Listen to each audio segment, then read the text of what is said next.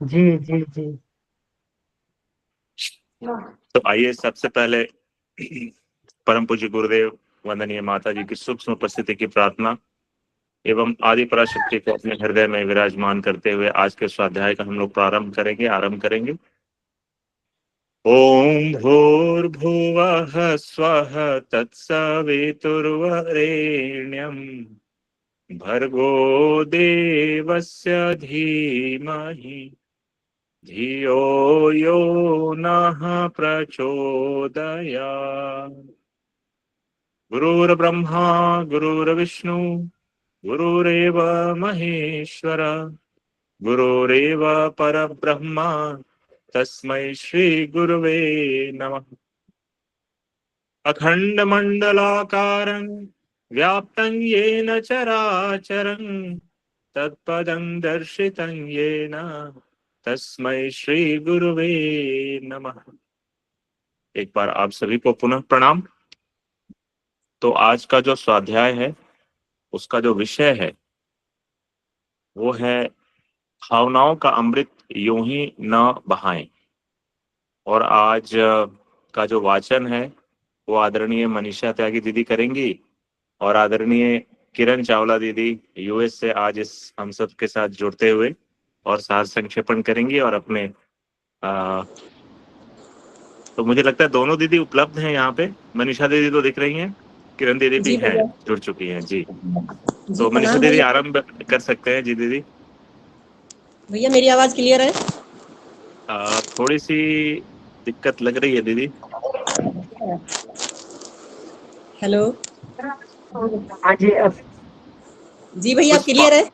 जी जी clear है, clear है। जी जी जी जी जी दीदी भैया। जी। सभी को प्रणाम भैया। परम पूज्य गुरुदेव परम वंदनीय माता जी की सूक्ष्म उपस्थिति में माँ गायत्री के आशीर्वाद से आज का वाचन शुरू करती हूँ। आज का विषय है भावनाओं का अमृत यूं ही ना बहाएं। भाव संवेदनाओं से युक्त अंतःकरण को मानव जीवन की एक महान उपलब्धि कहा गया है। ऐसे अंतःकरण से युक्त व्यक्ति जिस भी समाज एवं देश में रहते हैं उसकी सुख शांति बढ़ाने में सहायक होते हैं। पवित्र अंतःकरण एवं उच्च स्तरीय भावों का गुणगान संसार के सभी धर्म एवं शास्त्र करते हैं। भावनाओं की महिमा गाते शास्त्र नहीं अघाते। संतों ने तो यहाँ तक कहा है भावों के भूखे हैं भगवान। तत्वदर्शियों के अनुसार वह परमात्मा भावनाओं में निवास करता है, उसी के सहारे अंतःकरण में दर्शन देता है। भावनाशील होना मानवीय गरिमा के अनुकूल है एवं उत्कर्ष की ओर बढ़ने का प्रथम चिन्ह है। परंतु भावों के प्रवेश पर विवेक का अंकुश न हो तो वह कितनी ही प्रकार की समस्याओं को जन्म दे सकता है। अनियंत्रित भावनाएं भावातिरेक कहलाती हैं। इनकी प्रतिक्रिया मन असंतुलन, मानसिक विक्षोभ, चिंता, आतुरता जैसे व्यतिरेकों के रूप में दिखाई पड़ती है। ये असंतुलन समूचे विचार तंत्र को ही गड़बड़ा देते हैं। फलतः किसी भी विषय पर सही सोचते अथवा निर्णय लेते नहीं बनता। मनःशास्त्रियों ने भावातिरेक को एक मानसिक रोग माना है। भावों पर अंकुश न रहने और उसमें औचित्य एवं दूरदर्शिता का समावेश न रहने से वे अति भावुकता के प्रभाव के रूप में प्रकट होते हैं। उल्लेखनीय है कि मनोकायिक रोगों की चिकित्सा पद्धति में यह सर्वसम्मति से स्वीकार किया जाने लगा है कि शरीर के हार्मोनल स्त्रावों की न्यूनाधिकता में विचारों एवं भावनाओं का विशेष प्रभाव पड़ता है। वे संतुलित न होने के कारण मानसिक असंतुलन को ही जन्म देते हैं। फलतः समूचे शरीर की संचार प्रणाली अव्यवस्था की शिकार हो जाती है। उसकी प्रतिक्रिया अनेकानेक शारीरिक मानसिक रोगों के रूप में प्रकट होती दिखाई पड़ती है। प्रख्यात चिकित्सा शास्त्री डॉक्टर फ्लेड्रस डूनेवर ने अपने प्रयोग परीक्षणों का निष्कर्ष इमोशंस एंड बॉडीली चेंजेस में प्रस्तुत किया है। इस पुस्तक में ऐसे सैकड़ों उदाहरण हैं जिनमें यह सप्रमाण उल्लेख किया गया है कि भावनाओं का शरीर पर सीधा प्रभाव पड़ता है। भय, चिंता, क्रोध, आवेश जैसी उत्तेजनाओं से एड्रिनल ग्रंथि के स्राव में कमी आती है। प्रायः देखा भी जाता है कि उत्तेजनाग्रस्त होने पर उसकी बाह्य प्रतिक्रिया जिह्वा सूखने, जिह्वा लड़खड़ाने के रूप में होती है। यह भी प्रयोगों में देखा गया है कि उत्तेजना से रक्त संचार की गति बढ़ जाती है। चेहरे का दमक उठना, आंखों का लाल हो जाना और उसका बाह्य संकेत है। ऐसी स्थिति में रक्त नलिकाओं के फटने तक की संभावना रहती है। अतिशय तनाव और बार बार के इस तनाव की पुनरावृत्ति ब्रेन हेमरेज का भी कारण बन सकती है, कई बार बनती भी है। नोबेल पुरस्कार विजेता डॉक्टर एलेक्सिस कैरेल ने अपने प्रयोगों से यह निष्कर्ष निकाला है कि घृणा, भय, क्रोध, चिंतातुरता जो भावना उद्रेक के कारण पैदा होते हैं, जब हमारी आदत के अंग बन जाते हैं तो कई कायिक परिवर्तनों व रोगों को जन्म देते हैं।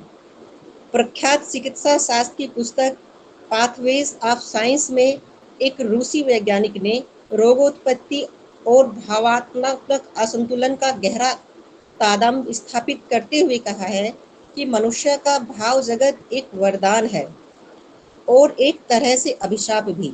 वरदान इसलिए कि इस क्षेत्र से निशस्त उच्च स्तरीय भावनाएं न केवल स्वयं व्यक्ति के शारीरिक मानसिक विकास के लिए हितकारी हो सकती हैं, वरन समस्त समाज के लिए कल्याणकारी सिद्ध हो सकती है।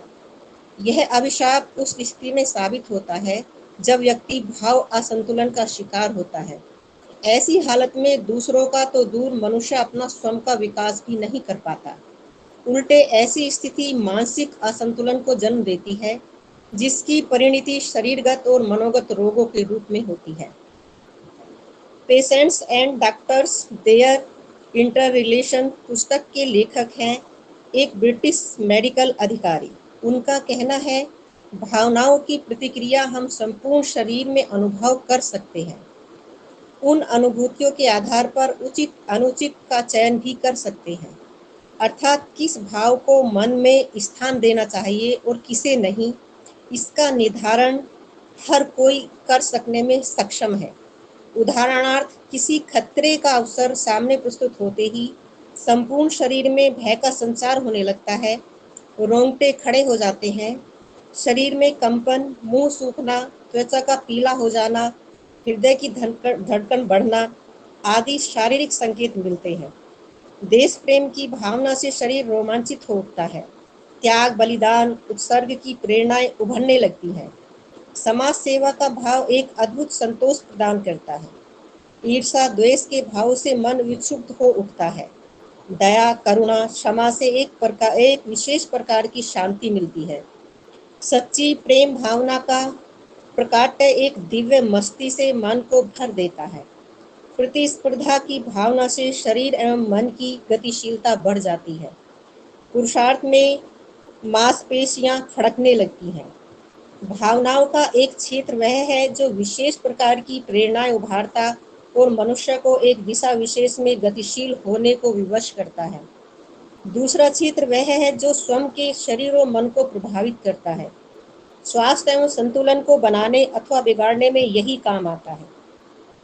निषेधात्मक भावों की प्रतिक्रिया तत्काल मन एवं शरीर पर अनुभव की जा सकती है। ऐसा प्रतीत होता है कि शरीर की जीवनी शक्ति चुक रही हो। मन की प्रफुल्लता, प्रसन्नता, उत्साह और उमंग धीरे धीरे समाप्त हो रही हो। ऊब, थकान एवं अशक्तता की अनुभूति होती है। विधेयात्मक भाव भी अपनी प्रतिक्रियाएं मानसिक प्रसन्नता, शांति एवं संतोष, शारीरिक तत्परता, सजगता के रूप में बहिरंग में दृष्टिगोचर होते हैं। शरीर में जीवन शक्ति का स्वतः उभार होने लगता है और ऐसा अनुभव होता है जैसे कहीं से अतिरिक्त शक्ति का निर्झर फूट पड़ा हो। निराशा की घड़ियों में जब कभी भी आशावादी विचार उमड़ते हैं तो प्रतिकूलताओं में भी ऐसा प्रतीत होता है कि करने वाले के लिए कुछ भी असंभव नहीं है। अपनी सामर्थ्य पहले से कहीं अधिक बढ़ी चढ़ी नजर आने लगती है। मनोवैज्ञानिक प्रणाली द्वारा भी ऐसे विधेयात्मक अथवा निषेधात्मक विचार उत्पन्न करके तदनुरूप प्रभाव प्राय उन व्यक्तियों पर डाले जा सकते हैं जो कमजोर मनोभूमि के हैं। आज की मनोचिकित्सा प्रणाली भी इसी सिद्धांत पर आधारित है। ऑटो सजेशन एवं हेट्रो सजेशन के इर्द गिर्द वह घूमती है। मनोचिकित्सक विधेयात्मक निर्देशन द्वारा ही मानसोपचार की सफल होते हैं। यह प्रक्रिया निषेधात्मक रूप से किसी किसी के लिए प्राणघातक भी सिद्ध हो सकती है यदि वह व्यक्ति निराशावादी तत्वों से युक्त है। यह घटना प्रख्यात है कि यूरोप के किसी देश में एक व्यक्ति को फांसी दी जानी थी। वह हत्या वियोग का मुजरिम था। फांसी निर्धारित तारीख को होनी थी। मनःशास्त्रियों ने एक प्रयोग विचार शक्ति की महत्ता का उस पर किया। उन्होंने अपने प्रयोग का प्रारूप न्यायालय के समक्ष प्रस्तुत करके उसे पूरा करने की अनुमति प्राप्त कर ली। इन विशेषज्ञों का ऐसा विश्वास था कि अपराधी को बिना किसी हथियार के मात्र विचार संप्रेषण द्वारा भी मारा जा सकता है। प्रयोग आरंभ हुआ। अपराधी की आंखों पर पट्टी बांध दी गई। चिकित्सकों ने कहा कि तुम्हारे हाथ की नस काट दी जाएगी, उससे होकर शरीर का सारा खून बह जाएगा, इस तरह तुम्हारी मृत्यु हो जाएगी। प्रयोग में एक हल्का सा चीरा हाथ में लगा दिया गया। पानी की एक ट्यूब इस ढंग से हाथ में लगाकर रखी गई कि अपराधी को उसका पता न चले। मात्र उसके नीचे एक बाल्टी में पानी के गिरने की आवाज सुनाई दी। निर्देशन प्रक्रिया आरंभ हुई। चिकित्सकों ने बताया कि तुम्हारी नस काट दी गई है। पानी के हाथ के समीप हो रहे बहाव को घबराते ही उसने तीव्र गति का रक्तस्राव समझा। नीचे बाल्टी में दर्द गिरने की आवाज उसे स्पष्ट सुनाई दे रही थी। चिकित्सक उसे हर क्षण यही बताते रहे कि शरीर से खून की कितनी मात्रा निकल चुकी है। आधे घंटे तक यह प्रयोग चलता रहा। इस बीच उसके हृदय की गति दोगुनी हो गई थी। होठ सूख चुके थे और भय के चिन्ह चेहरे पर प्रत्यक्ष दिखाई दे रहे थे। प्रयोग समाप्ति के पूर्व ही एकाएक उसके हृदय की गति अपने आप रुक गई और सचमुच ही वह बिना किसी रक्तस्राव के मर गया। मनोवैज्ञानिक प्रयोगों के इतिहास में विशेषज्ञों ने यह पहली बार अनुभव किया कि विचार शक्ति भी इतनी अधिक सामर्थ्यवान हो सकती है। भावनाओं की विधेयात्मक अथवा निषेधात्मक विषाधारा इतनी प्रभावशाली सिद्ध हो सकती है, इसे पाश्चात्य मनोवैज्ञानिकों ने स्वीकार किया। यह अनुभव किया गया कि दूसरे के ऊपर निर्देशन द्वारा इतना प्रभाव उत्पन्न किया जा सकता है, तो स्वयं के ऊपर तो उनकी प्रतिक्रियाएं असाधारण रूप से पड़ती ही होंगी। कम्युनिस्टों ने तो ब्रेन वॉशिंग की तकनीकी से विशेष रूप से इसी पद्धति को अपनाया है। बायो फीडबैक की आधुनिक योग पद्धति भी इसी विधा की प्रशाखा है। शरीर संस्थान बुद्धि संस्थान की तरह भाव संस्थान भी मनुष्य के साथ जुड़ा हुआ है। शरीर बल और बुद्धि बल की अपेक्षा भाव बल कहीं अधिक सामर्थ्यवान है। व्यतिरेक होने अथवा बेलगाम छोड़ देने पर तो शरीर तंत्र और बुद्धि तंत्र दोनों ही बेलगाम घोड़ों की तरह हो जाते हैं। इंद्रियों पर अंकुश न हो, उन्हें खुली छूट दे दी जाए तो शरीर का जर्जर निर्बल अशक्त हो जाना सुनिश्चित है। बुद्धि की धारा निश्चित न हो, उसके चिंतन को जहां तहां बहने दिया जाए तो न केवल उसकी क्षमता मारी जाती है, वरन दुष्प्रयोजनों में निरत होकर कई बार तो अनेक प्रकार की विग्रह विक्षोभ उत्पन्न करती है। भाव संवेदनाएं इन दोनों की तुलना में कहीं अधिक मूल्यवान है। वे जितनी सूक्ष्म है उतनी अधिक गतिवान भी है। उनका उभार एवं उफान वेगवती नदी की भांति उमड़ता है। अनियंत्रित होने पर वे बुद्धि और शरीर को भी अपने साथ मनचाही दिशा में बहा ले जाती है। बाढ़ के पानी को रोकने के लिए बांध बनाए जाते हैं। गतिवान भाव संवेदनाओं का नियंत्रण भी होना चाहिए। उन्हें उपयुक्त दिशा देना भी उतना ही आवश्यक है। भावातिरेक की स्थिति की जांच पड़ताल विवेक की कसौटी पर ही करनी चाहिए प्रयत्न यह हो कि वे हमेशा उच्च स्तरीय हों, महान प्रयोजनों से जुड़ी हों। यदि ऐसा संभव हो सके तो सचमुच ही भाव सरिता का अभिसिंचन पाकर जीवन रूपी उपवन में अगणित प्रकार के सद्गुणों के रंग बिरंगे पुष्प खिल सकते हैं। उस उद्यान की सुवास से व्यक्ति का जीवन महक उठेगा, उसे धन्य बनाएगा और अपने सौरभ से असंख्य का जीवन महकाएगा। जी भैया, प्रणाम भैया सभी को। जी जी दीदी, बहुत ही बढ़िया वाचन आप करती हैं, बिल्कुल धीरे धीरे, आराम से, स्पष्ट रूप से। बहुत बहुत धन्यवाद आज के वाचन के लिए दीदी। और हम धन्यवाद सबके भैया। बीच किरण दीदी आ गई हैं। तो किरण दीदी, आपका स्वागत है आज के इस स्वाध्याय में, और हम लोग शुरू कर सकते हैं दीदी। जी भैया, सभी को प्रणाम।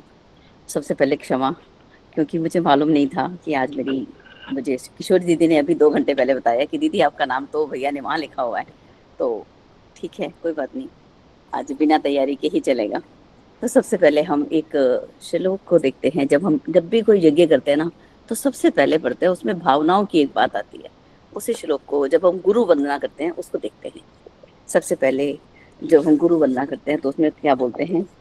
ओम ब्रह्मानंदम परम सुखदम केवलम ज्ञान मूर्तिमम द्वंद्वातीत गगन सदृशम तत्व अस्य अदिल लक्ष्यम ऐकम नित्यम विमल मचलम सर्वदी साक्षीभूतम भावातीतम त्रिगुण रहितम सद्गुरुम तम नमामि। यहाँ जो शब्द आया भावातीतम, कि ये क्या आया, कि ये भावातीतम क्या है? भावों से भी अतीत होना, ऊपर उठना। ये जो शब्द है ये हमें थोड़ा वो करता है। और दूसरा हम शब्द पढ़ते हैं गुणातीत, कि गुणों से ऊपर उठना। ये गुणातीत और भावातीत, ये जो शब्द आते हैं, इस पर हमें थोड़ा देखना है कि भावनाओं से ऊपर उठना। अभी यहाँ पर तो दीदी ने बहुत सुंदर सुंदर पढ़ा, और इसके अंदर हमने बहुत कुछ देखा भी कि भावनाएं यदि हमारी नियंत्रित हैं और दूसरी तरह से अनियंत्रित हैं, तो ये दोनों ही हमको प्रभावित करती हैं। अगर भावनाएं शील हैं तो हम मानव की गरिमा के अनुरूप हैं और हम आगे बढ़ते हैं, और यदि इन भावों पर अंकुश नहीं हुआ तो अनेक प्रकार की समस्याएं भी आती हैं। तो ये जो है किस रूप में दिखाई देती हैं? हमारे मन का असंतुलन, मानसिक रूप से चिंता, आतुरता। और उसके कोई उदाहरण अगर हम देखें तो गई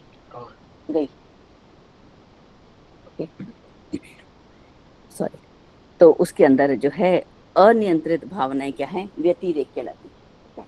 अब भावनाओं का, हम भावनाओं से ऊपर उठना है। अभी कुछ उदाहरण मुझे जब 2 घंटे में भी सोचा मैंने थोड़ा सा, तो उसके अंदर मुझे जैसे रामायण की ओर मेरा ध्यान चला गया।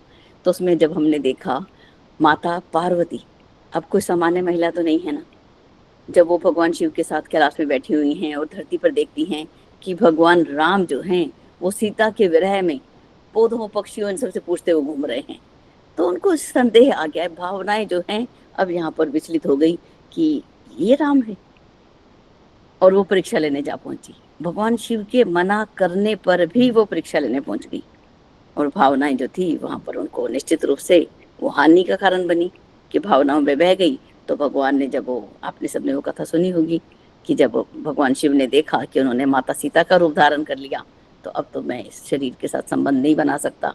तो वो जो कथा चलती है सती वाली, वो सारी बात वहां पर आती है। देव ऋषि नारद का सोचा, तो उन्होंने भी भावनाओं में, जब उन्होंने देखा कामदेव ने जीत लिया, तो अंदर क्या हुआ कि एक जीत की भाव आ गया मन में कि मैंने जीत लिया आज, भावना, उस भावना में भी। और उन्होंने बोला मैंने कामदेव को जीत लिया, और उसके लिए वो सबको बताने लगे। और फिर भगवान ने देखा कि अरे ये तो, अब जब एक अध्यापक होता है, एक टीचर है या माता पिता हैं, तो वो ईश्वर है, वो सोचता है कि नहीं, मेरा बच्चा जो है वो गलत राह पे नहीं जाए, तो वहाँ पे भगवान आते हैं और उसको सही रास्ते पर उनको ले जाने का प्रयास करते हैं। तो अनेक, एक और मुझे उदाहरण, सुबह ही मेरी बेटी टीवी दिखाती है मुझे रोज, मम्मी ये देखो, मम्मी ये देखो। तो उन्होंने एक मुझे एक छोटा सा शॉर्ट्स में दिखाया कि एक सोलंकी नाम का कोई कुश्ती का प्लेयर है, उसने क्या किया, वो एक कुत्ता जो था वो नाली में पड़ा हुआ था और मर रहा था। अब देखना उसमें है नाम सोलंकी याद रह गया, बाकी पहला नाम भूल गई मैं। तो उसने भावनाएं तो प्रबल थी ना, वो डूब रहा है कुत्ता, नाली में पड़ा हुआ है, तो उसने उसको पकड़ के उसको बाहर निकाला। अब जब बाहर निकाला तो या तो उसका दांत लगा या उसका नाखून लगा। जब ये लग गया तो अब उसको रेबीज हो गया, क्योंकि उसकी सावधानी तो बरती नहीं गई। जब सावधानी बरती नहीं गई तो 14 दिन के अंदर उस बालक की, जो एक अच्छा कुश्ती का प्लेयर था, उसकी डेथ हो गई। तो मुझे दिखा रही थी कि मम्मी हम छोटी छोटी चीजों को जो नजरअंदाज कर देते हैं। अब भावनाएं तो अच्छी हैं कि उसको बचाने की हमारी भावना है, लेकिन यहाँ पर विवेक को साथ लेना होगा कि हम एक तो अब हर समय तो ग्लव्स हमारे हाथ में नहीं होते ना, कि ग्लव्स पहन के कुत्ते को उठाएंगे। तो कहीं ना कहीं तो सावधानी बरतनी थी। बाद में अगर लग गई थी चोट, नाखून लगा या दांत लगा, तो उसके अपना इंजेक्शन लेने चाहिए थे, या जो भी सावधानी बरतनी थी। तो भावनाओं के अंदर बहकर भी हम इस बात का पूरा ध्यान रखें कि भावनाएं में हम कौन सी दिशा में जा रहे हैं। और भी दीदी ने एक बहुत सुंदर उदाहरण भी यहाँ पे दिया कि इसका हमारा जो है विचारों का ना हमारे शरीर पर निश्चित रूप से बड़ा ही अंतर आता है। इसके अंतर भी हमने यहाँ पे देखा। और बताइए क्या कि यहाँ पे अनेक वो दिए उदाहरण की चिंता, भावना, ये सब कुछ। जी भैया, स्वास्थ्य को संतुलित रखने के लिए हमारे विचारों का, हमारी भावनाओं का बड़ा बड़ा ही योगदान है। और जी भैया, मुझे ऐसा लग रहा है कि आप सब इतना सब कुछ जानते हैं, मैं आपको क्या बताऊं। अभी यहाँ पर बालक तो बैठे नहीं हैं, आप सब इतने बड़े बड़े साधक बैठे हैं। जी भैया, कि वो किस प्रकार से उनको बताया, उसके उसके बॉडी में इंजेक्शन दिया गया कि आपके शरीर से खून निकल रहा है, लेकिन निकल नहीं रहा था, लेकिन सोच में निकल रहा था। ये सोच हमें क्या से क्या करा देती है। तो ये सारी भावनाओं का ही खेल है। जी भैया, कोई चर्चा करेंगे तो शायद कुछ निकल के आए। और आजकल मैं बहुत थोड़ा सा संसार में बहुत बिजी हो गई हूँ ना, तो कुछ मुझे लग रहा है। जी दीदी, आपके पास इतना ज्ञान और इतना अनुभव भरा हुआ है कि आपको इस चैप्टर को पढ़ने की जरूरत नहीं थी। हम लोग तो बिल्कुल, आप जिस दिशा में भी ले चलें तो वहाँ पर ज्ञान का अकूत भंडार है। आप स्वयं जो है वो उपनिषद की इतनी सारी जानकारी और ज्ञान लेकर बैठी हैं। तो ठीक है दीदी, आप चर्चा में बने रहिए। मेरा निवेदन अमन भैया से रहेगा कि भैया जी आज के विषय में हम लोग थोड़ा सा इसको आपका मार्गदर्शन मिले और हम लोग सब बातचीत करके इस विषय के ऊपर जी और भी ज़्यादा डिस्कशन कर लें। जी, जी अमन आप भैया। शुरू करिए। जी जी भैया, बहुत बहुत आभार। मनीषा त्यागी दीदी को बहुत बहुत आभार आज के वाचन के लिए। और आदरणीय किरण दीदी को आभार। ये थोड़ा सा मेरे पार्ट पे थोड़ी मिस्टेक रही दीदी। मुझे एक्चुअली पहले से आपको पर्सनली बोल के इसको इन्फॉर्म करना चाहिए था, कोई तो बात वो मैं नहीं कर पाया, इसलिए मैं क्षमा प्रार्थी हूँ आपसे। कोई बात नहीं। और निश्चित आपने जो है बहुत अच्छी स्टोरी सुनाई दीदी। ये वाली बहुत बढ़िया है। कभी कभी हम भाव के एक में आकर अपने विवेक को खो देते हैं। एक बहुत ही अच्छा आपने ये बताया उस पहलवान की स्टोरी को, जहाँ पर उसने और उसको हाँ ये इसमें होना पड़ा। तो कभी कभी यही गुरुदेव ने इसको इसमें भावुकता बोला है, कि भावातिरेक यही बोला है। देखिए इसमें बहुत सुंदर कहा है, भावों के भूखे भगवान। एक मुझे इसमें ये आती है, बहुत सुंदर है, इसमें लगता है माता जी का भजन है। इसमें उसका कुछ पंक्तियां हैं, तो उसको गा के ही देखते हैं। हाँ जी। दर्द यदि उभरे कभी मन में तुम्हारे, खर्च मत करना बिना सोचे विचारे। दर्द से रिश्ता सदा प्रभु का रहा, नाम करुणा सिंधु ही उनका रहा।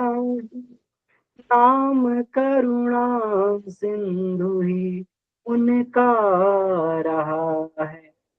एक भी आंसू न कर बर्बाद बंदे, कौन जाने कब समंदर मांग बैठे।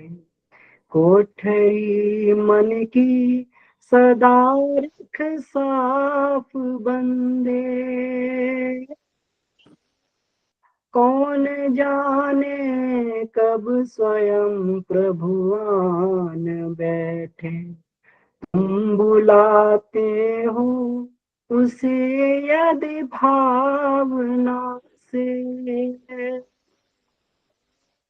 कौन जाने कब निमंत्रण मान बैठे। कौन जाने कब निमंत्रण मान बैठे। तो इसमें जो है ये बहुत ही सुंदर है। ये जो भाव जो होता है, ये भाव एक बड़ी मूल्यवान चीज है।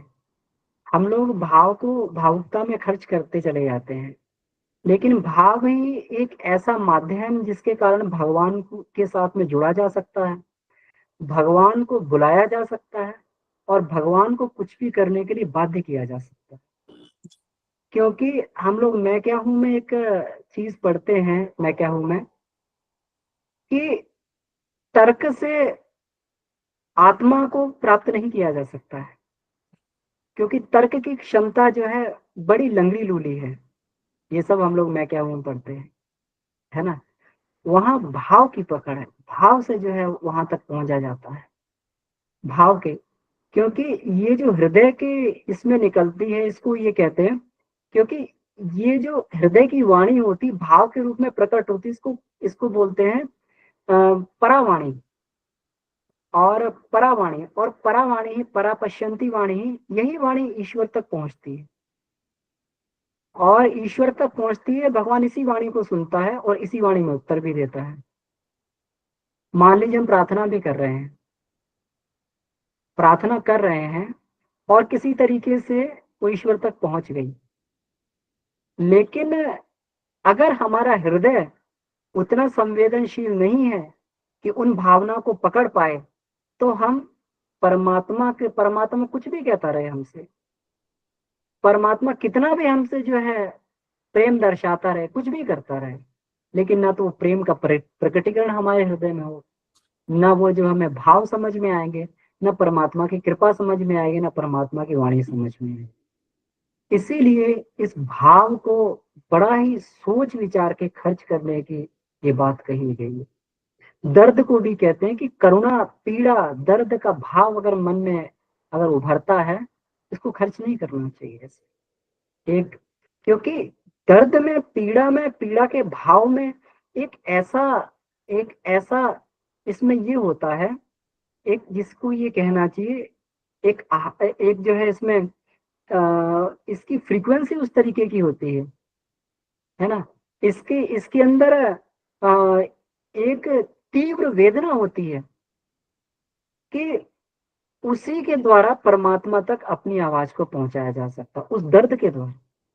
स्वामी रामकृष्ण परमहंस थे, वो पढ़ते थे, आज माँ आज भी तुम्हारा साक्षात्कार नहीं हुआ, आज भी तुम्हारा साक्षात्कार नहीं। स्वामी विवेकानंद जो है, जो रात भर उनको नींद नहीं आती थी, रात भर जो है इधर से उधर, उधर से उधर चक्कर काटते रहते थे। एक बार स्वामी रामकृष्ण परमहंस ने पूछा, तुम ऐसा क्यों करते हो, रात में सोते क्यों नहीं? भगवान का साक्षात्कार करना चाहता हूँ, भगवान से मिलना चाहता हूँ, इतनी बेचैनी है मेरे अंदर, इतनी पीड़ा है। उस पीड़ा का प्रयोग करके ही वह जो है हम वहां तक पहुंच सकते हैं। कभी कभी दर्द के भाव हमारे अंदर उभरते हैं, उस दर्द को हमें चैनलाइज करके और उसको नियोजन करके हमें परमात्मा की तरफ ले जाना चाहिए। परमात्मा नहीं प्राप्त हो, ईश्वर प्राप्त नहीं हो रहा, अपना मार्ग प्राप्त नहीं हो रहा। ये हमारे अंतःकरण की बुराइयां जो है ये खत्म नहीं हो रही, दुर्बलताएं समाप्त नहीं हो रही। इस भाव को हमें उस तरफ चैनलाइज करना चाहिए।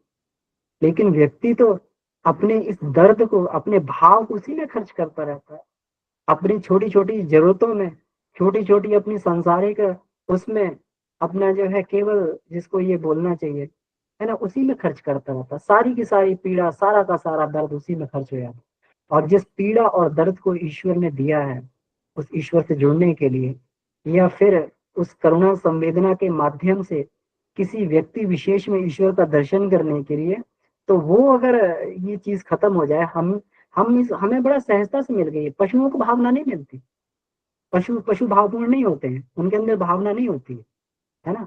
वो ठीक है, वो उनको ये बताया जाता है कि उनसे प्रेम करो तो ये प्रेम प्रकट करते हैं, लेकिन इंसान जैसी संवेदना उनके अंदर नहीं होती, इतना भाव उनके अंदर ये नहीं होता है। जो मनुष्य अपने भाव को, और होता भी है तो उसको विवेकपूर्ण जो है उसको ये नहीं कर सकते, चैनलाइज नहीं कर सकते, उसको एक जगह जोड़ नहीं सकते, मनुष्य जोड़ सकते। तो मनुष्य को इसीलिए वंदनीय माता जी कहा करती थी कि भविष्य में लोग समाधान गुरुदेव की पुस्तकों में खोजेंगे और मेरे गीतों में खोजेंगे। हम कभी भी शांत मनस्थिति से बैठे और वंदनीय माता जी के गीत को सुनने का प्रयास करें। एक एक गीत उनका जो अद्भुत गीत है। पात्र बहुत छोटे हैं लेकिन रत्नों का उपहार के सेब में, है ना। तो उसमें जो है कितना बढ़िया बढ़िया गीत जो है, मैंने जीवन त्याग प्रतीक्षा तप ने सतत गलाया, तब जीवन के ब्रह्म कमल को पूरी तरह खिलाया। कितने भाव उनके उसमें गीतों में हुआ करते थे, उनके समाधान कितने गीतों में वो होते थे। एक देखिए उसमें कैवल्य की कितने सहज भाव से माता जी जो है कैवल्य की स्थिति तक पहुंचाने का बात कर देती है। हम लोग इसमें बड़ी हल्की मनस्थिति से, मैं आपको नहीं कहूंगा लेकिन मैं अपने बारे में तो कहता हूँ, कभी कभी बड़ी हल्की मनस्थिति से उसको ये सुनते हैं चीजों को, लेकिन माता जी बड़े बड़े समाधान जो गीतों में दे दी। और उसमें जो लिखा है ना, स्वयंभू शंकरानंदी तुझे जो जान लेता है वही कैवल्य सत्ता की महत्ता में समाता है ना। अगर कैवल्य सत्ता की महत्ता में समाना है, जिसको कैवल्य पाद बोला गया है, अंतिम पाद, महर्षि पतंजलि ने जब पूरे के पूरे जो है 3 पादों को प्रैक्टिस करने के बाद में, समाधि पाद, साधन पाद, विभूति पाद, सबको ये जो है ये पारंगतता प्राप्त करने के बाद में जब कवल्य पाद में पहुंचता है, तब जाके इसको कहीं कैवल्य पद प्राप्त होता है। लेकिन माता जी कितना वो कर देती है, स्वयंभू शंकरानंदी तुझे जो जान लेता वही कैवल्य सत्ता की महत्ता में समाता। मतलब उसको जान लेने से, ईश्वर को जान लेने से, और ईश्वर के जान लेने के मार्ग कितने सहज सुलभ जो है, गुरुदेव ने, माता जी ने अपनी आत्मा को दर्शन करने के मार्ग कितने बढ़िया बढ़िया हम लोग को बता दिए। तो ये जो भाव होता है, ये भाव बहुत ही संभल के जो है इसको ये करना चाहिए। इसमें बहुत सारे उदाहरण दिए, भावातिरेक के बहुत सारे उदाहरण दिए। भावातिरेक आता है, हम जो भाव में बहकर जो है कभी क्रोध में इसको खर्च कर देते हैं, कभी चिंता में खर्च कर देते हैं, है ना। बहुत सारी चीजें इसमें लिखी हुई हैं। कभी जो है घृणा में खर्च कर देते हैं, घृणा के भाव में, द्वेष के भाव में खर्च कर देते हैं। ये सारा का सारा भाव की संपत्ति हमारी खर्च हो जाती है। बिल्कुल उसी तरीके से अगर किसी व्यक्ति के पास में एक फिक्स डिपॉजिट मनी है, अगर फिक्स डिपॉजिट मनी है, तो फिक्स डिपॉजिट मनी के बाद में वो क्या करता है, मान लीजिए उसके पास पैसा है, उसने पैसे को क्या किया, उसने पैसे को जो है ये खर्च कर दिया। कहाँ पर खर्च कर दिया, उसने जो है इससे अपनी गाड़ी खरीद ली, उससे जो है अपना ये खरीद लिया, बंगला खरीद लिया, उससे वो खरीद लिया, है ना। तरह तरह के जो शान शौकत की चीजें खरीद ली, लेकिन कुछ अपना उसमें ये हो सकता था, कुछ अपना डेवलपमेंट हो सकता था, कुछ आत्मिक प्रगति हो सकती थी, कुछ संसार का भला हो सकता था, वो नहीं कर पाया। तो इसका मतलब पैसा तो कहीं ना कहीं उसका जो वेस्ट, पूरा का पूरा वेस्ट चला गया। ऐसे ही हमारे भाव जो होते हैं, इसकी एक फिक्स्ड अमाउंट हम लोगों को मिलता है। यही भावों को अगर हम लोग ये इसमें कर देते हैं, अगर हम देखें तो एक व्यक्ति जब रोता है तो एक फिक्स्ड टाइम तक ही रो पाता है वो, उसके बाद रो भी नहीं पाता है वो। एक एक फिक्स्ड उसकी टेंडेंसी होती है, एक लिमिट होती है कि यहीं तक रोएगा, उसके बाद नहीं रोएगा। उसके बाद वो चाहे भी अंदर से रोना तो उसको रोना नहीं आएगा। क्यों? क्योंकि रोने वो जो उसका जो भावना थी अंदर से बह गई वो, अब जो उसको वो नहीं आ सकता, है ना।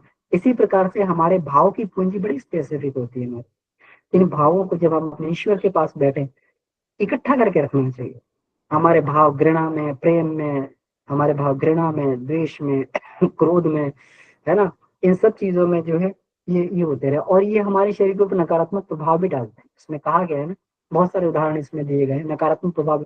और यहाँ तक कि डर का भाव अगर प्रबल हो जाए तो व्यक्ति की मृत्यु तक हो जाती है। इसमें ये बड़ा सुंदर स्पष्ट किया गया है इसमें। ऐसे ही एक व्यक्ति के ऊपर और प्रैक्टिकल किया गया था, वो भी जो है उसको दंड दिया जाना था। तो उसको ये कहा गया कि तुम्हारी जो है सांप के डसने से तुम्हारी जो है तुम्हें मृत्यु दंड दिया जाएगा, तुम्हें जहरीले सांप से कटवा दिया जाएगा। तो ऐसे करके जो है उसकी भी आंखों में पट्टी बांध दी गई और उसको जो है ये उसके पैर में 2 सुइयों को चुभो दिया गया और 2 सुइयों को चुभो दिया, उसे कहा गया तुम्हें सांप ने काट लिया। वैसे ही पूरा का पूरा वैसे आवाज की गई, सांप की वैसे किया गया और तुम्हें सांप से कटवा दिएगा, अब तुम्हारे विष फैल रहा है, पैर में जा रहा है, ऐसे जा रहा है, ऐसे जा रहा है, विष पूरे शरीर में फैला, धीरे धीरे करके उसकी भी जो है कुछ ही मिनटों में उस व्यक्ति की मृत्यु हो गई। ये भाव होता है, भाव जो बड़ी तेजी से ये काम करता है। तो हम लोगों ने देखा है कि नकारात्मक भाव किस तरीके से हमारे शरीर पे चढ़ के हमारे पूरे शरीर को जहरीला बना देते। हम समझ नहीं सकते कि ये हमारे अंदर से जहर कूट पड़ते हैं। बाहर के बैक्टीरिया, बाहर के ये वायरस और बाहर के ये सब तो बाद में नुकसान करेंगे, हमारे अंदर से नकारात्मक भावों से, घृणा से, द्वेष से और उससे जो है जिसको ये बोलते हैं ये क्रोध से, इन सब भावों से जो हमारे अंदर ही इस तरीके के हार्मोनल डिसऑर्डर हो जाते हैं, हार्मोनल सिक्रेशन हो जाते हैं। हमारी जो है ये सब हमारी एड्रेनल ग्रंथियां जो सिक्रेशन कम कर देती है।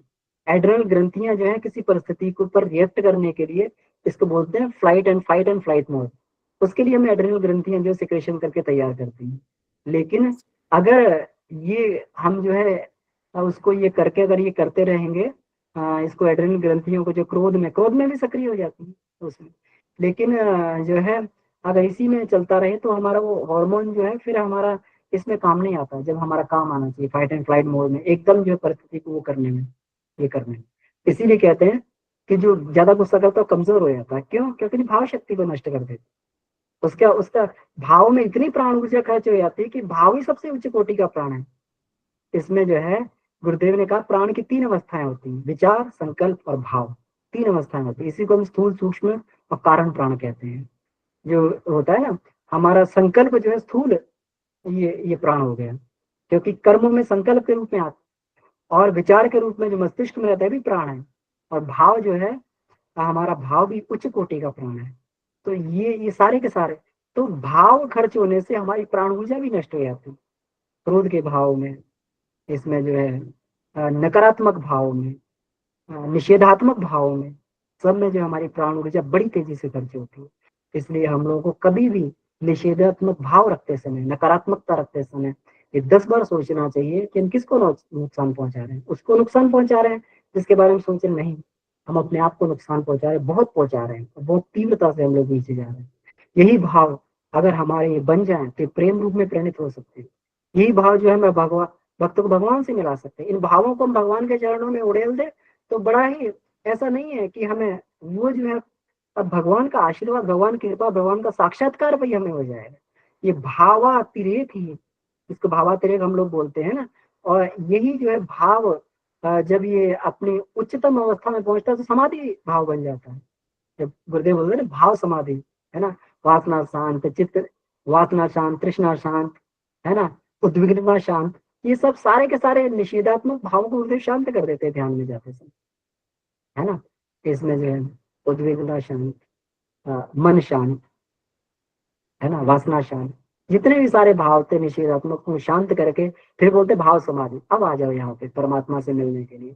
फिर उसके बाद में होता है एकत्व, अद्वैत, साधक का सविता को समर्पण, विसर्जन, विलय। यहाँ पर एकत्व और अद्वैत की स्थिति तभी बनती है जब निषेधात्मक भावों को हम लोग छोड़ते हैं, आगे बढ़ते हैं। तो गुरुदेव ने बड़ी वैज्ञानिक ढंग से हमें हर एक चीज में जो है ये सब कुछ करना सिखाया। धीरे धीरे हम लोग सीख भी जाते हैं, और जैसे जैसे स्वाध्याय करते हैं वैसे हमारा ज्ञान भी बढ़ता हुआ चला जाता है। तो ठीक है, बहुत बहुत आभार सभी को। तो चलिए अब हम लोग चर्चा करते हैं जी। भैया आप जब बोलते हैं तो लगता है कि सुनते ही रहे, और आप रुक क्यों जाते हैं बीच में पता नहीं। तो ये रुकना भी जरूरी है ताकि जो भी बाकी लोग हैं। जी प्रसन्न भैया। जी भैया प्रणाम। प्रणाम सभी को। प्रणाम भैया। किरण दीदी को बहुत बहुत आभार। एक प्रश्न मन में आया था भैया, आज की जो विषय थी और इस पे आपने जो विवेचना की, इस पे एक बात आई कि भाव भी हमें एक सीमित उसमें मिला हुआ है क्या, ऐसा है क्या? पहला प्रश्न ये है कि भाव की भी एक सीमा है क्या? उसको हम अगर, क्योंकि हम सब जो है अपनी अलग अलग जो है वृत्तियों से भी है, जिसमें क्रोध भी है भैया, ये सब चीजें सब रहती हैं। अब समझ में आ रहा है तो उस पर कंट्रोल किया जा रहा है, लेकिन फिर भी वो एक एक जो है ना भैया वो अभ्यास में है, वो आता ही आता है। ऐसा अभी भी ऐसी स्थिति है। और ये महसूस होता है भैया कि जब वो आता है ना तो सब कुछ कुछ दिन के लिए डिस्टर्ब कर देता है। सारा स्वाध्याय, जो भी कार्य कर रहे हैं, वो शक्ति, जितनी चीजें अभी बात आई ना, वो सब शरीर पे भी महसूस होती है। तो पहला तो ये था भैया, क्या वो उसको बढ़ाने का कोई उपाय नहीं है? अगर वो केवल अम, एक सीमित उसमें मिला है तो, और अगर है तो उसको बढ़ाया कैसे जा सकता है अभी? बस भैया। जी, मेरा निवेदन है किरण दीदी इस प्रश्न का उत्तर देने की। दीदी आप अनम्यूट हैं। आजकल, हाँ, आजकल की समस्या तो मैं अपनी बता देती हूँ। आजकल तो अभी पिछला 1 महीना मुझे हो गया है, कुछ घर के काम, मकान का कुछ काम चल रहा है, कुछ ऐसा बिजनेस में कुछ काम ज्यादा बढ़ गया, और कुछ ऐसे व्यक्ति से घर में आसपास रहने लगे कि जो मानसिक शांति को मेरी कम करने लगे। तो आज सुबह की जब स्वाध्याय की कक्षा ले रहे थे भैया आपकी, जो हो सकता है कुछ सोल्यूशन मिले, तो आज सुबह ही जब मैं छांदोग्य उपनिषद कक्षा में कर रही थी, तो उसका अर्थ भी पढ़ते हैं रोज, हम संस्कृत भी पढ़ते हैं, लेकिन एक दीदी ने बताया कि भाव गायब हो चुके हैं। तो मैंने अपना मूल्यांकन किया कि अभी इन दिनों में ऐसा क्या हुआ कि मेरे भाव, जब अभी कुंडली तंत्र की कक्षा की थी, फुल भाव था, आप सब जानते हैं भैया, अमन भैया, खूब फुल भाव था, और आज की स्थिति ऐसी है, पता नहीं भाव कहाँ खो गए। जब अभी बोल रहे थे तो मैंने नोट किया, अभी पॉइंट भी नोट किए, कि इसमें मुझे घृणा का भाव भी मेरे अंदर उदय हो चुका था, क्योंकि वो कुछ लोग परेशान करते हैं ना भैया। तो जैसे ऐसे तो होगा नहीं कि हमारा टेस्ट नहीं होगा, ऐसा तो हो ही नहीं सकता, हमारी परीक्षा तो हर पल चल रही है, और उस परीक्षा में हम असफल रहे तो घृणा भी आई और क्रोध भी आया। जब ये घृणा भी आई, क्रोध भी आया, तो भाव गायब होने लगा। तो ये जो आपने बात वही, तो मुझे लगा कि ये मेरे लिए ही आज की कक्षा भैया गुरुदेव ने मुझे दी, कि ये अपने आप को जो एक अभी हो रहा है, अभी कंटिन्यू रहेगा वो आगे भी। ऐसा नहीं हो सकता इन लोगों से मेरी फ्री हो जाऊंगी मैं, कि ये लोग मेरे साथ नहीं रहेंगे, रहेंगे वो साथ मेरे, लेकिन अब इससे मुझे उनको ठीक कर रही थी अभी तक, तो मुझे अपने आप को ठीक करना है। तो ये आज की कक्षा तो भैया, वो कहते ना, जब राम भगवान वन में जाने लगे तो माता सुमित्रा ने क्या बोला, तो उन्होंने बोला कि राम वन में जा रहे हैं ना, उसका एक ही कारण है कि लक्ष्मण तेरे भाग्य का उदय हुआ है, कि वो तेरे ही भाग्य से वन को जा रहे हैं, और जाने का कोई कारण नहीं है यहाँ पर। आज की कक्षा में जो आपने भैया ने अभी किशोरी दीदी ने मुझे बोला, तो मुझे एकदम से, मुझे आपकी कक्षा के बाद लगा ये मेरे ही लिए है। अब इन हम भावों को भैया बढ़ा कैसे सकते हैं, उसके लिए तो मैं बोल नहीं सकती, लेकिन हाँ ये मैं बोल सकती हूँ कि इसमें मुझे, हम दूसरों को सुधारने लग जाते हैं, और यहाँ गुरुदेव ने कह दिया अपना सुधार संसार की बहुत बड़ी सेवा है। तो लेकिन भैया मुझे आपसे ही प्रश्न है अमन भैया, कि अब जब हमने रहना है, हम तो एक झाड़ू के रूप में रहते हैं, जो समाज सुधारक होता है एक झाड़ू होता है, वो जहां जाएगा ना वो झाड़ू लगाएगा, उसका स्वभाव में है, हमारे स्वभाव में आ चुका है, हम जहां भी जाएंगे झाड़ू उठा के चलते हैं, वहां लगाएंगे ही, और वो छींटे चाहे हमारे ऊपर पड़े। कीचड़ को जब साफ किया जाएगा तो कीचड़ तो हमारे ऊपर आएगा ही। तो क्या हम सफाई करना छोड़ दें, ये प्रश्न है, और कैसे करूं? अब 1 महीने में मेरे में इतनी, ये, और ना जीवन का ग्राफ है ना, जो लाइफ का ग्राफ, वो अप एंड डाउन चलता है। जब ये स्ट्रेट चलेगा ना तो समाप्ति है। जब भी मैं डाउन जाती हूँ ना, तो मैं सोच लेती हूँ, पॉजिटिव यहाँ पर भी मेरे में आ जाता है, कि ग्राफ कभी एक लाइन में नहीं चलने वाला। और जितने भी लाइफ में अनुभव आज तक आए हैं, अगर मेरे साथ जो भी हुआ, उसको मैं एज अ अनुभव, और मैं एनालिसिस करने में बहुत वो हूँ, अपना एनालिसिस तुरंत करती हूँ, अरे ऐसा हुआ, इसका ये रिजल्ट आया, अब ऐसा करूंगी तो ये रिजल्ट रहेगा। ये मेरा एक बचपन से ही मेरे अंदर स्वभाव में है, साक्षी भाव में रहना और उसमें रहना, कि अब ये है अपने को सुधारना, और समाज में रहना है। तो गंदगी में तो हम रह नहीं सकते भैया, ये बात भी 100% की है, गंदगी में तो मैं नहीं रह सकती। जय हुक और क्रुक में दोनों ही लगाती हूँ, भगवान कृष्ण की अगर फॉलो करती हूँ, प्यार से मान जा, नहीं तो मैं आई, दोनों ही है, दोनों ही साथ में लेके चलते हैं, प्यार से मान जाओ, नहीं तो मैं आ रही हूँ। ओके, तो फिर जब मैं आ रही हूँ ना, उस समय फिर अपना जो है ना, ये वीक हुआ भैया, आज मेरी कक्षा 2-4 दिन से वीक चल रही है, तो अपनी वाणी को विराम देती हूँ, कैसे बढ़ाऊं आपके ऊपर है। दीदी हम तो आपसे सीखते ही रहते हैं, क्योंकि आपके प्रैक्टिकल अनुभव से हम लोगों को बहुत कुछ सीखने को मिलता है। तो ये तो आपका बड़प्पन है कि आप इस तरीके के प्रश्न पूछते हैं। इसमें दीदी ये हमें तो यही लगता है कि देखिए भाव की अभी तो फिक्स्ड पूंजी, क्योंकि जैसे प्राण की हमारे पास भी फिक्स्ड पूंजी है, वैसे भावों की फिक्स्ड पूंजी रहती है, क्योंकि प्राण ही परिवर्तित होता है ये इधर उधर। आपने बिल्कुल सही कहा कि जब कभी ऐसा होता है, अभी पिछले समय में जो है हमारे भी करीब 7 से 8 महीने हम भी जो है यहाँ पर एक लंबा कंस्ट्रक्शन वर्क चला, तो वहां पर जो उसमें ये रहे, है ना। तो वहां पर देखिए साधना में थोड़ा व्यतिरेक तो आता ही, क्योंकि संसार में बहुत अधिक जो है ये करके थोड़ा व्यतिरेक आता है। लेकिन धीरे धीरे पशुन भैया का प्रश्न था, इसको बढ़ाया कैसे जाए भैया, है ना।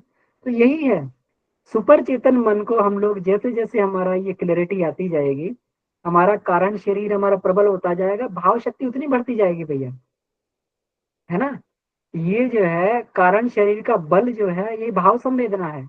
जैसे जैसे हमारा कारण शरीर बढ़िया होता जाएगा, वैसे वैसे हमारी भाव शक्ति बढ़िया बढ़िया होती चली जाएगी।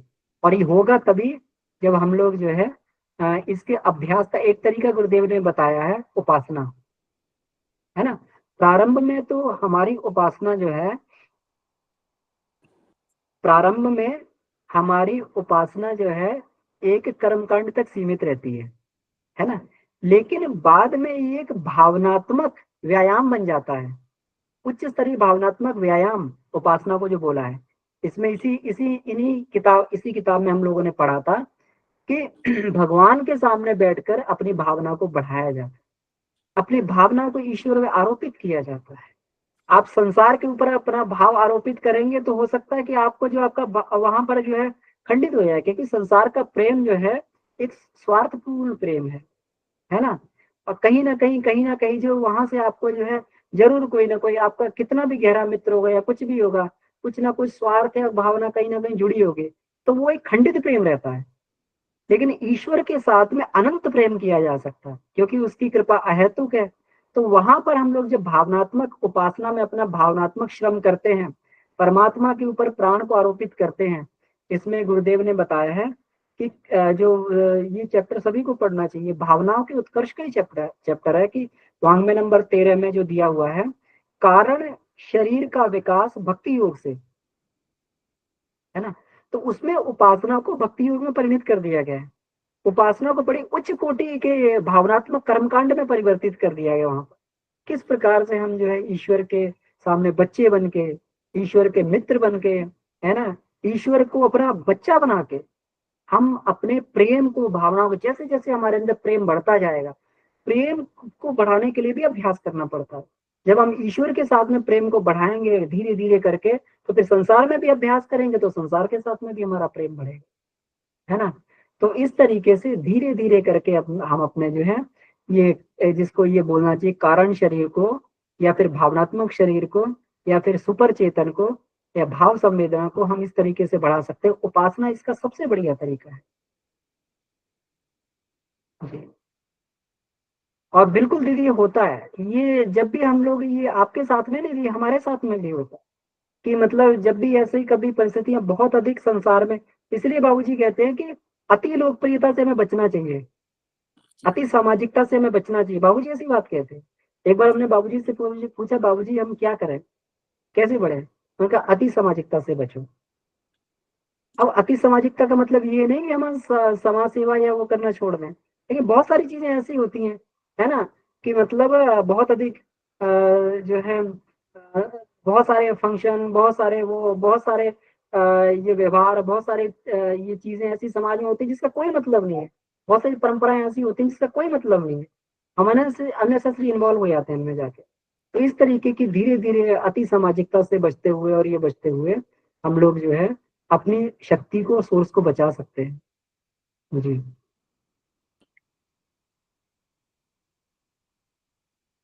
बहुत सुंदर जी भैया। राजीव भैया, जी जी राजीव सभी भैया भाई, आपका हैंड प्रेस। जी जी सभी भाई बहनों को प्रणाम। इसका मतलब है कि उपासना से निगेटिव या डरावना भाव हो तो उसे बदला जा सकता है।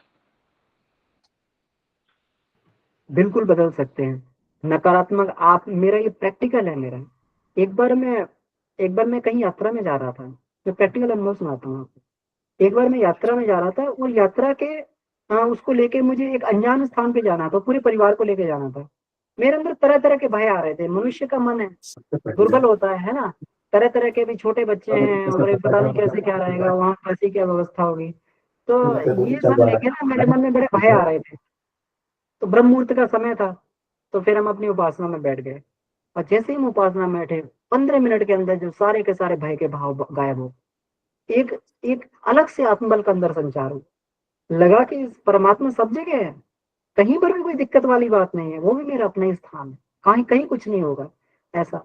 मतलब एक ये डर का भाव था, मतलब बड़ा वो वैसा ही वो था उसमें। बिल्कुल उसका कोई वो सिर पैर नहीं था। लेकिन आत्मबल के आते ही तो इसका प्रत्यक्ष मतलब ये है कि उपासना करते व्यक्ति को आत्मबल मिलता है, और आत्मबल मिलते डर सारे भाग जाते हैं। प्रैक्टिकल भैया है बिल्कुल एकदम। अमन भैया, एक बात कल नहीं परसों आशीष भैया की कक्षा में आई थी कि आशीष भैया बोले कि अब ज्यादा सामाजिक होने को मन नहीं करता, ज्यादा लोगों से मिलने का मन नहीं करता है, कैसा होता जा रहा है, वो बात रखे थे। और ये अक्सर मैं देखता हूँ कि बहुत लोगों के साथ होता है। अपने साथ भी ऐसा हुआ। लेकिन फिर उसके दो रूप आते हैं। एक रूप तो ये है कि अ, जो अपनी मन स्थिति के नहीं है उनके साथ मतलब वो रिपल्सन वहां से होता है।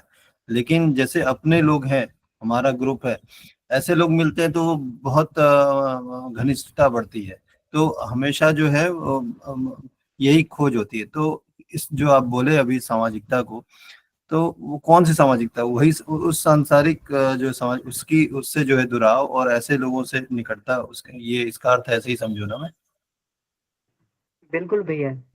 कहते हैं इसमें, जब ये प्रश्न जो है ये कहा था ना, मीरा ने पूछा था उनसे, तुलसीदास जी से, है ना। तुलसीदास जी ने उत्तर दिया था कि मेरे परिवार वाले मुझे ईश्वर के इसमें जाने नहीं देते, है ना। तो उन्होंने कहा था, जाके प्रिय न राम बेदे है, तजी ताई सम तजी साई ताई सम कोटि बैरे, यद्यपि परम से रही, है ना। उनको जितने भी परम से नहीं हुआ है, कोटि कोटि वैरी मानकर उनको त्याग कर देना चाहिए।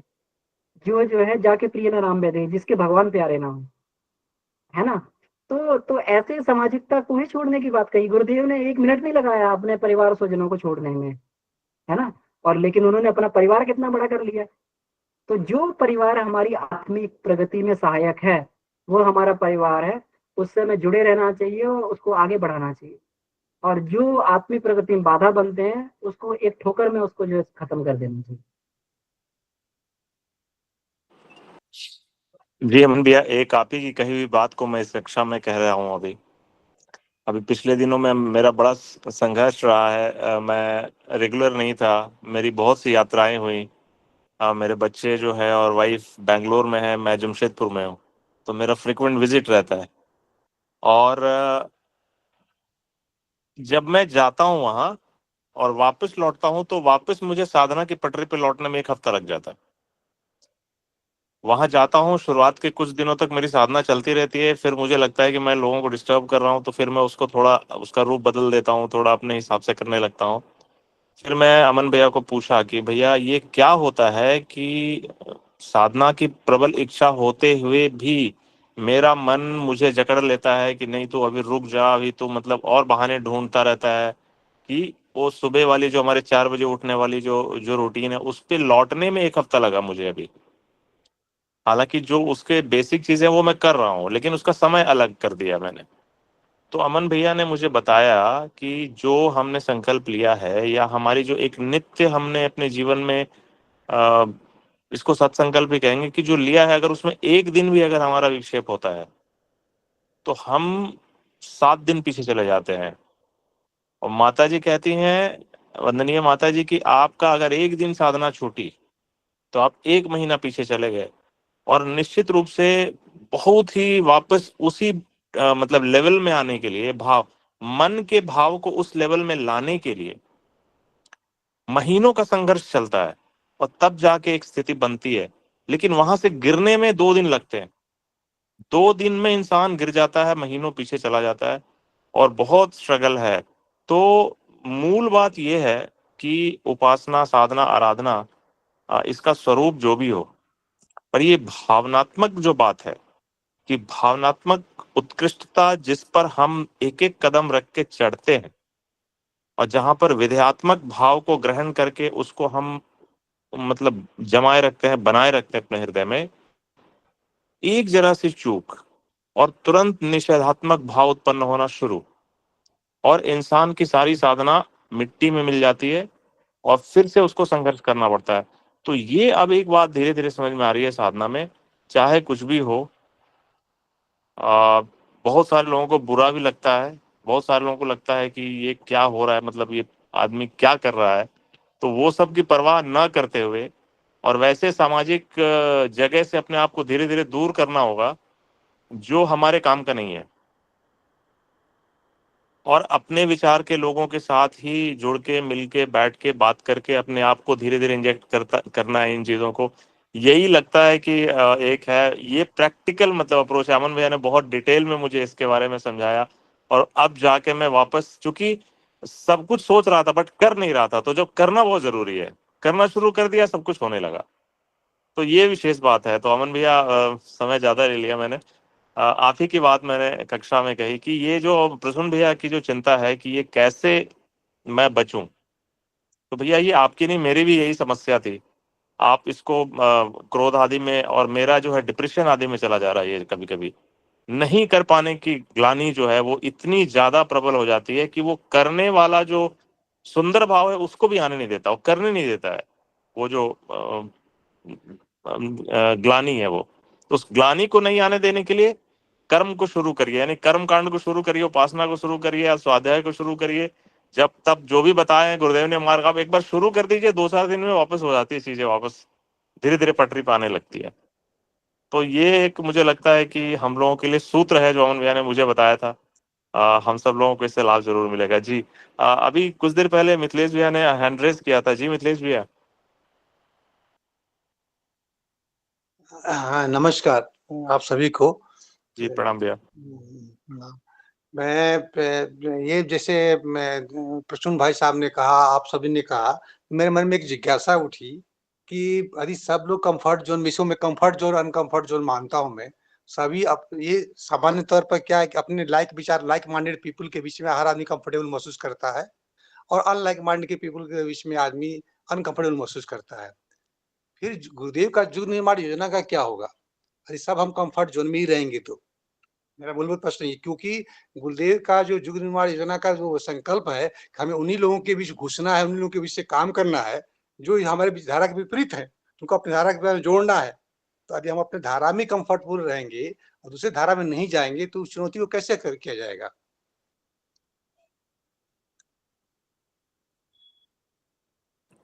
जी भैया, यही सोच रही थी मैं भी कि परिस्थितियां अनुकूल है तो काम करना बड़ा सरल है। जब परिस्थितियां प्रतिकूल हैं, उसके अंदर निकल कर जब हम काम करते हैं तब लगता है कि काम हुआ। तो परिस्थितियां प्रतिकूल तो घर की दहलीज से प्रारंभ होती है, बाहर से नहीं होती। घर की दहलीज से प्रारंभ हुई है हमारे साथ। तो ठीक है, तो आपने बहुत अच्छी बात बोली भैया, थैंक यू भैया। और भैया मुझे ऐसा लगता है कि इसमें हमारी व्यक्तिगत स्थिति जब तक उतनी परिपक्व नहीं हो जाती कि हम इतने फ्रेजाइल या वनरेबल रहते हैं सोसाइटी में जाने से पहले कि अभी खुद ही का बचाव नहीं कर पा रहे हैं, तो हम समाज को कैसे बदलेंगे? तो गुरुदेव ने जो कहा है कि पहले अपना सुधार करो, अपने आप को सशक्त बनाओ साधना आदि से। अब मुझे तो नहीं लगता कि अमन भैया जैसे लोग अगर कहीं जाएंगे तो वहां का पूरा ऑरा ही चेंज कर देंगे। बाबू जैसे लोग जहां बैठते हैं, दीदी बैठती हैं, किरण दीदी, मतलब लगता है सुनते ही रहे। तो कहने का मतलब है कि अपने स्टेटस को जब मतलब अपना कवच पहले तैयार करना होगा भैया। मुझे तो ये लगता है हमारा कवच मजबूत हो जाएगा, उसके बाद हम कहीं भी निकल सकते हैं, किसी भी मोर्चे पे जाकर हम बात कर सकते हैं लोगों से। अन्यथा मुझे कुछ बेमानी हो भाषा जाएगा ना, में आचरण से मुझे कुछ प्रस्तुत नहीं भाषा में भैया एक लाइन में कि अपने जो हमारा तीसरा लेयर है ना, अन्नमय कोश, प्राणमय कोश और मनोमय कोश, तो मनोमय कोश का जो तन्मात्रा की साधना है उसको करना है, परिपक्व करना है, मजबूत करना है, और विज्ञानमय कोश में स्थिर रहना है, तो हो जाएगा। बहुत बढ़िया दीदी, किशोरी दीदी, बहुत बढ़िया कहा आपने जी जी जी। बहुत सुंदर और बहुत तो अच्छा। समस्या है तो समाधान भी है, शायद मुझे लगता है ऐसा हम लोगों के बीच में। बिल्कुल बिल्कुल। एक बात और जो भाई साहब की, बिल्कुल भाई साहब ने ठीक कहा। यही प्रश्न हमने पूछा था उनसे कि आदरणीय कालीचरण बाबू जी से, समय लगभग हो गया है तो 1 मिनट के अंदर ही बात कह देते हैं। कालीचरण बाबू जी ये लोग ऐसे लोग थे जिन्होंने जिनको गुरुदेव ने अपने पास बैठा कर शिक्षण दिया, उनको पढ़ाया। तो उनसे हमने पूछा था कि बाबू जी हम लोग तो 7 दिन टाइम नहीं मिलता है, तो हम लोग क्या करें, कैसे गुरुदेव काम करें? उन्होंने कहा कि तुम 6 दिन शक्ति अर्जित करो, 1 दिन काम करो गुरुदेव को, तुम उतने में कर दोगे। और फिर उन्होंने अपना उदाहरण बताया कि गुरुदेव जब थे उस समय तो ऐसा नहीं था कि पूरे साल भर टोलियां चलती थी। गुरुदेव 9 महीने तक जो है सारे कार्यकर्ताओं को साधना करवाते थे, 9 महीने, और केवल 3 महीने टोलियों में बाहर निकालते। मतलब 9 महीने का तप करवा के तब जाके 3 महीने बाहर निकालते। तो उन्हें मालूम था कितना बड़ा बाहर संघर्ष है ना, वो संघर्ष कहीं इन लोगों को घसीट ना ले जाए, इसलिए गुरुदेव इतना मजबूत बना के भेजा करते। तो हम लोग भी अपनी मजबूती बनाए रखें, और निश्चित मान लीजिए कि ऐसा समय जरूर आएगा जब भैया ने कहा कि जब हम लोग इस लायक बन जाएंगे कि हम किसी दूसरे के व्यक्तित्व को भी बदल सकें, प्रभावित कर सकें। लेकिन हमें मजबूती में अपने अभी तो हम ही डगमगा जाते हैं कुछ परिस्थितियों से। जी, तो भैया मुझे लगता है समय भी हो गया है। जी जी भैया, तो बहुत ही बढ़िया रहा। आदरणीय किरण दीदी को बहुत बहुत आभार, आदरणीय मनीषा दीदी को भी पर बहुत आभार, स्नेह सबको, प्रणाम सबको। और इसी के साथ आज की कक्षा को यहाँ पर हम विराम देते हैं। और गुरुदेव हमारे भावों को सजल बनाए, प्रखर बनाए, और जितने भी हमारे निषेधात्मक भाव हैं वो सदैव हमेशा के लिए दूर हो जाएं, और विधेयात्मक चिंतन और भाव हमारे अंदर उत्पन्न हो। ऐसी प्रार्थना के साथ आज के इस स्वाध्याय को हम यहाँ विराम देंगे। ओम शांति शांति शांति। प्रणाम सभी को, शुभ रात्रि। भैया लोगों को सभी को प्रणाम। जी प्रणाम। भैया दीदी को प्रणाम।